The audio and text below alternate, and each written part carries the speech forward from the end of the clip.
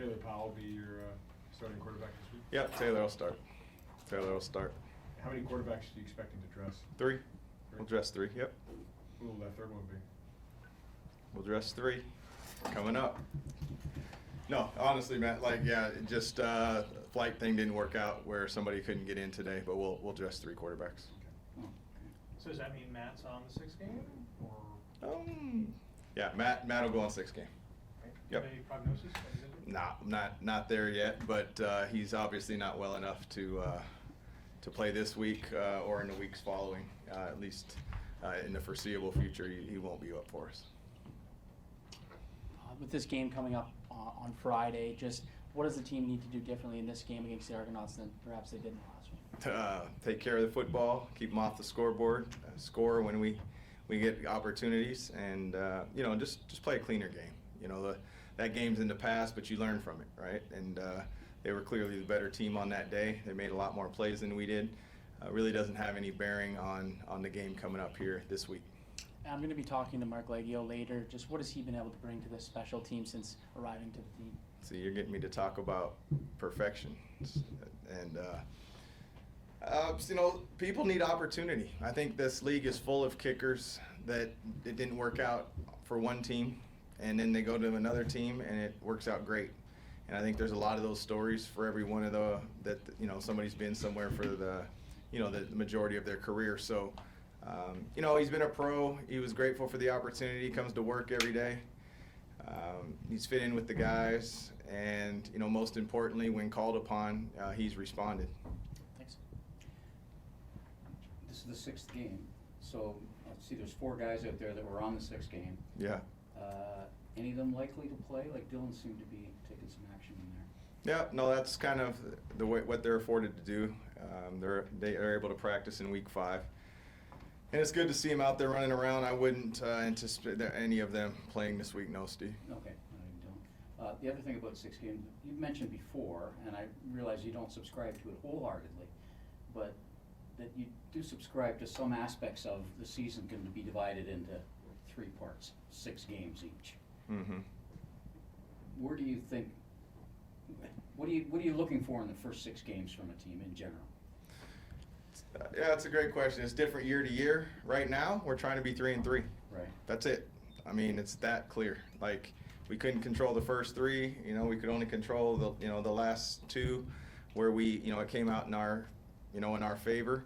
And so in this first third, the bottom line is finding a way to win, trying to be 3-3. I think you mentioned before that just finding out who you are in any one year is part of that. Yeah, we're resilient. Yeah. There's no quit in us. Right. There's toughness.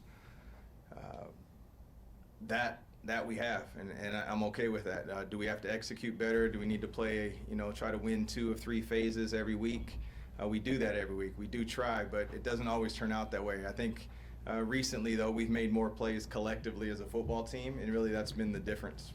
Sir, it's been hard to get a handle. Every team goes through this, and a lot are right now.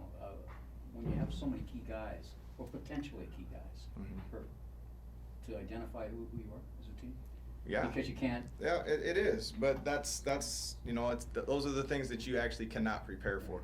Those are what we refer to as uncontrollable factors. And so we don't really worry about them. All we can do is be the example. And what do we want it to look like? How do we respond as coaches? How do we respond as an organization to adversity?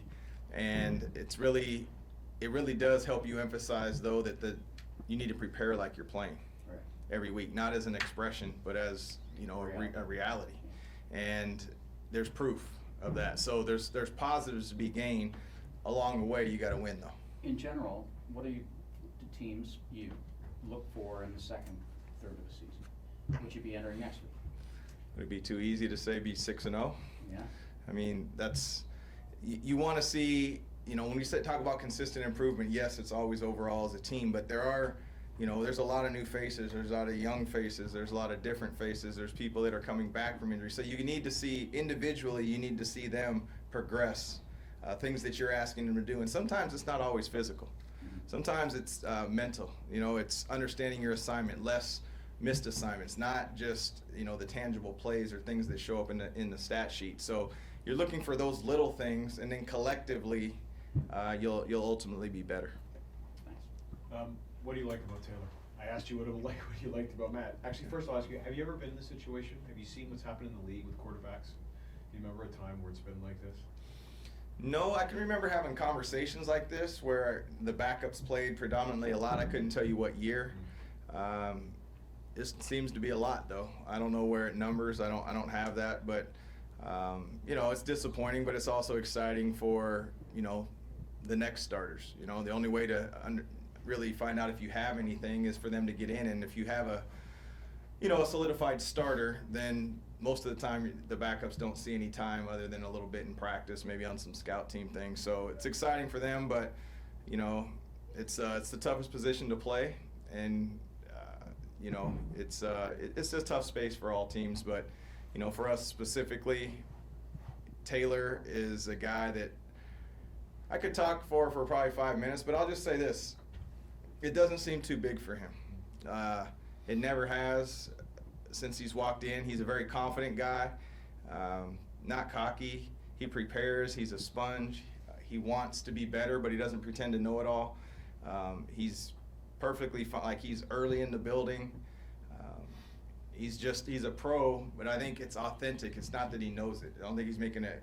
You know, it's just I see his big truck pull up. I look out my window, and he's, you know, first 5 guys in the building. And this is when he wasn't starting. This is when he was just backing up, and when he just got here. I think he's a natural leader. He commands the huddle. He's competitive. We'll see. You know, when the lights are on and there's a book on you, it's always different, right? When you come in and spot play, you usually catch people off guard.